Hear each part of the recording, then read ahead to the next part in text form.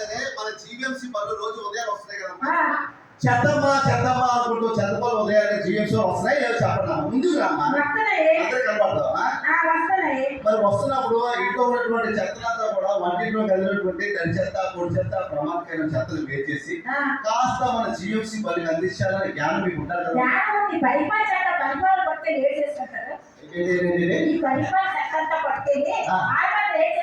అమ్మా అక్కడ విభజిస్తారమ్మా. మన ఇంట్లో వెళ్ళి తడి చెత్త, పొడి చెత్తలు వేరు చేసి విభజించి మళ్ళీ కూడా రీసైక్లింగ్ చేస్తారు. అబ్బా చంద్రబాబు నాయుడు దొరికిన సైకిల్ కాదు, మామూలు రీసైకిల్ అంటే మళ్ళా కూడా పునరుత్పత్తి పనికి వచ్చే ప్లాస్టిక్ వాడతారు. నీకు చెప్పడం ఒక మర్చిపోయాను, దీన్ని సింగిల్ యూజ్ ప్లాస్టిక్ అంటారమ్మా. అంటే తెలుగులో మీకు ఇంగ్లీష్ రాదు కదా. ఒకసారికి మాత్రమే వినియోగించు ప్లాస్టిక్ వస్తువులు, ఈ పాలిథిన్ కవర్, ఇవన్నీ కూడా మీరు తీసుకొచ్చినటువంటి ఆహారంలో తాజా ఆకుకూరలు, కూరగాయలు ఇవన్నీ తీసుకొస్తారా? ఈ ప్లాస్టిక్ వ్యర్థాల్లో తినేసి మీరు ఏం చేస్తారు? రోడ్డు మీద అలా రాసుకుంటే ఇంకా క్యాన్సర్ బైక్ వచ్చేస్తాయి. తర్వాత మీరు హాస్పిటల్కి అలాగే అమ్మా నేను చెప్పింది ఏదో చరిత్రాత్మకం. ఇలాంటి ప్లాస్టిక్ వస్తువులు దీంట్లో మైక్రో ప్లాస్టిక్ ఉంటుంది. నీకు అర్థం కాదులే, మైక్రో ప్లాస్టిక్ అని మన రక్తకణాల్లోకి దీంతో పాటు మనకి వెళ్ళిపోతుంది. రక్తం అంతా కూడా మనకి శరీరం అంతా కూడా ప్లాస్టిక్ అయిపోయింది. అమ్మా ఇది ప్లాస్టిక్ కాలుష్యం, అలా కాల్చకూడదు. ఇది ప్లాస్టిక్ కాలినందుకో భయంకరమైన క్యాన్సర్ రోగాలు వస్తున్నాయి.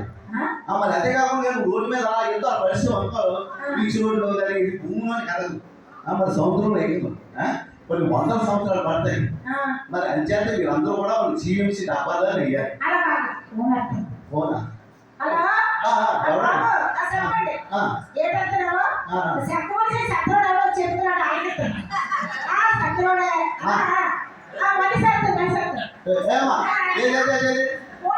ఈ సెల్లో ఇందాక చెప్పారు కదా ఎవరో మహానుభావుడు, ఇది కూడా సెల్లో కూడా మనకి దీంట్లో అనేక డేంజర్స్. అంటే ఈ చెవులన్నీ కూడా పక్కబడిపోతాయి రోజు, తర్వాత మైండ్ దొబ్బేస్తున్నారు.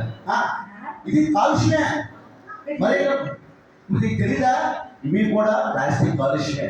అమ్మా దయచేసి మనం అందరం కూడా ఇలాంటి ప్లాస్టిక్ వస్తువు దూరం పెట్టి ప్రతినిత్యం కూడా మనం ఒక మంచి అలవాటుగా రైతు బజార్కి వెళ్ళినా, షాపింగ్ వెళ్ళినా, దారి సచ్చినారాయణ ఒక హీరో లాగా మంచి గుడ్డ నా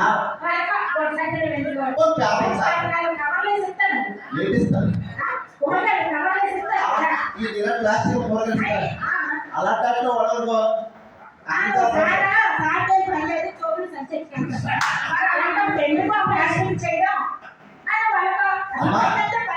ప్లాస్టిక్ అంటే అన్ని ప్లాస్టిక్లు నిషేధించామా.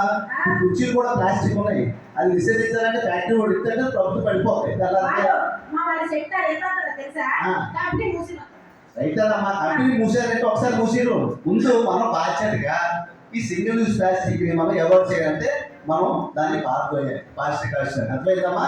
అప్పుడే మనం పర్యావరణం కనపడడం. ఈ రోడ్డు మీద భూపతివులు, పశుపక్షాదులు, పక్షులు అన్నీ అమ్మా మొక్కలు అలాగా మొక్కే కదా పీకేస్తే పీక పోతారని సరిగ్గా తెలీదా? అమ్మా మొక్కలు ఈ వయసుగా అయిపోతే మన తాతలు అందరూ కూడా సహజ వనరులు అడవుల్లో పనిచేసేవారు, స్వచ్ఛమైన గాలి నీరు పెంచేవారు. అమ్మ ప్రతి ఒక్కరు కూడా మన ఇంట్లో పెరట్లోని కాస్త మొక్కలు పెంచండి అమ్మా. తడి చెత్త ద్వారా కూడా మనకి మొక్కలు వస్తాయి. చెప్తున్నానమ్మా. అంతే కదా నాకు చంద్రబాబు నాయుడు సైకిల్ వేసుకుని ఊరంతా పరిగెట్టిస్తాను, రైల్వే ఏరియూ గ్రౌండ్ అంతాను. దేనికోసం మొక్క నాట్యమని వెనకాల వెళ్ళేటట్టు త్వరలో అవన్నీ కూడా పెద్ద అయిపోతాయి. మనకి గవర్నమెంట్ వచ్చేసి కొట్టేస్తారు. తర్వాత విషయం మనం మటుకు బాధ్యత పెంచాలి.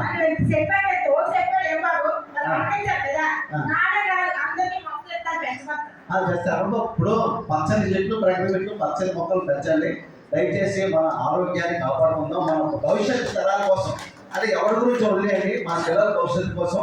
నిన్న కాన్సెప్ట్ ఏంటంటే ప్రపంచ పర్యావరణ దినోత్సవం జూన్ 5వ తారీఖున ఎప్పుడు కూడా సింగిల్ యూజ్ ప్లాస్టిక్ని అవాయిడ్ చేస్తారు.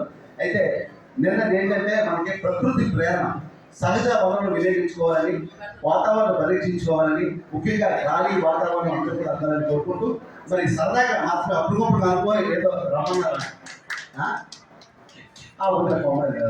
నెక్స్ట్ టైం వచ్చినప్పుడు మంచి చేద్దాం. ఓకే బ్రదర్ రాజకుమార్ గారు మరొకసారి